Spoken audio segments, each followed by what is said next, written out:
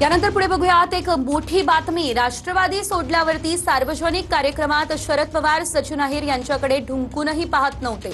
संजय राऊतांनी सामनातील रोखठोकमध्ये हा दावा आता केलेला आहे। तर अहिर राष्ट्रवादी सोडून सेनेमध्ये गेले, त्यामुळे पवार अस्वस्थ होते। रोखठोकमध्ये असा दावा करण्यात आलेला।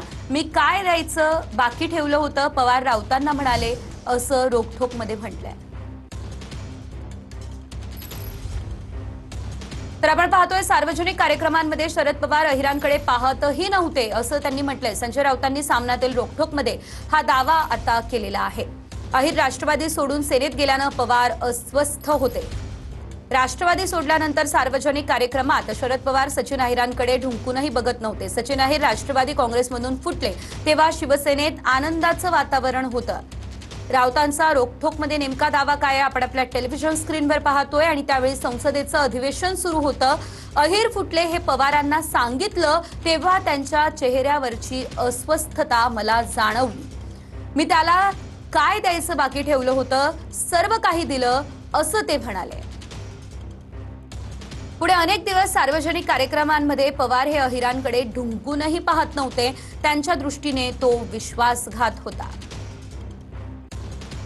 तोच विश्वासघात अहिर यांनी आदित्य ठाकरे यांच्या बाबतीतही केला। यात अहिरांची चूक नाही। अहिरांसारख्यांमुळे राजकारण अडतं आणि सेनेसारखे पक्ष थांबतात असं ज्यांना वाटतं त्यांची ही मोठी चूक आहे। सेनेचे संघटन आजही भक्कम आणि ते आयाराम गयाराम यांच्यासारख्यांमुळे नाही, तर शिवसैनिकांच्या पाठबळामुळे ते आजही भक्कम आहे।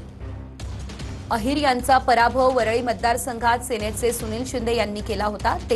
तेव्हाच अहिर यांच्या कारकिर्दीस पूर्णविराम लागला होता।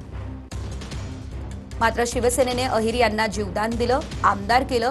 ते अहिर यापुढे ठाकरे आणि शिवसेनेविरुद्ध उभे ठाकतील।